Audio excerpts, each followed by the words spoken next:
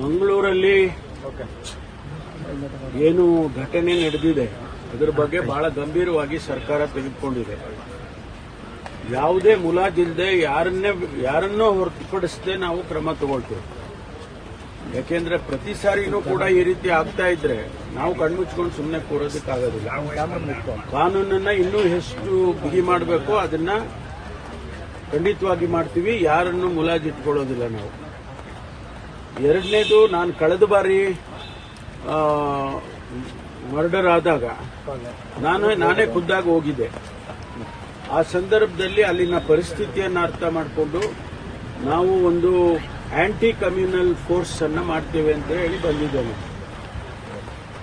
ಈಗ ಅದಕ್ಕೆ ಸ್ವಲ್ಪ ಫಾರ್ಮ್ಯಾಲಿಟೀಸ್ ಅಂದ್ರೆ ಯಾವ ರೀತಿ ಮಾಡಬೇಕು, ಯಾರು ಅದನ್ನ ಹೆಡ್ ಮಾಡಬೇಕು, ಅವರಿಗೇನು ಪವರ್ ಕೊಡಬೇಕು, ಇದೆಲ್ಲವನ್ನು ಕೂಡ ಪರಿಶೀಲನೆ ಮಾಡಿ ಸ್ಟಡಿ ಮಾಡಿ ಅದನ್ನ ಮಾಡಬೇಕು ಅಂತ ಹೇಳಿ ಇವತ್ತು ನಿನ್ನೆ ದಿವಸ ಅದಕ್ಕೆ ಒಂದು ಸರ್ಕಾರಿ ಆದೇಶವನ್ನು ಕೂಡ ಹೊರಡಿಸಿದೆ. ಆಂಟಿ ಕಮ್ಯುನಲ್ ಫೋರ್ಸ್ ಅನ್ನ ತಕ್ಷಣ ಜಾರಿಗೆ ಬರೋ ರೀತಿಯಲ್ಲಿ ಸರ್ಕಾರ ಆದೇಶ ಹೊರಡಿಸಿದೆ. ಅದಕ್ಕೆ ಏನೆಲ್ಲ ಕ್ರಮ ತಗೋಬೇಕು ಅದನ್ನ ಡಿಜಿ ಅವರು ತಗೊಳ್ತಾರೆ. ನಾವು ಇದನ್ನ ಬಹಳ ಸೂಕ್ಷ್ಮವಾಗಿ ಸೂಕ್ಷ್ಮ ಪ್ರದೇಶ ಅಂತೇಳಿ ಪರಿಗಣಿಸಿದೆ. ಈಗಾಗಲೇ ಬಂದು ದಕ್ಷಿಣ ಕನ್ನಡ ಜಿಲ್ಲೆ ಇರ್ಬೋದು, ಉಡುಪಿ ಇರ್ಬೋದು, ಶಿವಮೊಗ್ಗ ಇರ್ಬೋದು, ಈ ರೀತಿ ಕಮ್ಯುನಲ್ ಆಕ್ಟಿವಿಟೀಸ್ಗಳು ಎಲ್ಲೆಲ್ಲ ಆಗುತ್ತೆ ಇವುಗಳನ್ನ ಬಹಳ ಸೂಕ್ಷ್ಮ ಪ್ರದೇಶಗಳಾಗಿ ನಾವು ಪರಿಗಣಿಸ್ತೇವೆ. ಮತ್ತು ಯಾರನ್ನು ಮುಲಾಜಿಲ್ಲದೆ ನಾನು ಹೇಳೋದಿಲ್ಲ ಏನು ಕ್ರಮ ತಗೊಳ್ತೀವಿ ಅಂತ ಹೇಳಿ ಹೇಳೋದಕ್ಕೆ ಹೋಗೋದಿಲ್ಲ. ಖಂಡಿತವಾಗಿ ಇದನ್ನ ಹತ್ತಿಕ್ಕದೆ ಬಿಡೋದಿಲ್ಲ. ಈ ಏನು ಕೋಮು ಗಲಭೆಗಳಾಗ್ತಾ ಇದೆ ಅಥವಾ ಯಾವುದೇ ಈ ರೀತಿ ಉದ್ದೇಶದಿಂದ ಕೊಲೆಗಳಾಗ್ತಾ ಇದೆ ಅದನ್ನ ಹತ್ತಿಕ್ಕದೆ ಬಿಡೋದಿಲ್ಲ ಸರ್ಕಾರ.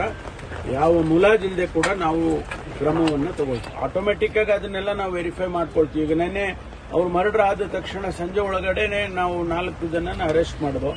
ಈಗ ಇನ್ನೂ ಅವರ ಹೇಳಿಕೆಗಳಲ್ಲಿ ನಮಗೆ ಕೆಲವೆಲ್ಲ ಬಹಳ ಗಂಭೀರವಾದಂತ ಮಾಹಿತಿಗಳು ಸಿಕ್ಕಿದಾವೆ.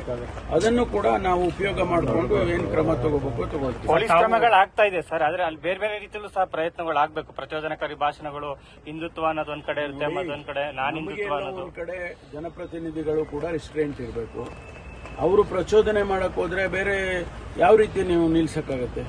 ನಾವು ಜನಪ್ರತಿನಿಧಿಗಳು ಕೂಡ ಒಂದು ರೀತಿಯಲ್ಲಿ ಶಾಂತಿ ತರೋದಕ್ಕೆ ಎಲ್ಲ ಪ್ರಯತ್ನನೂ ಮಾಡಬೇಕು.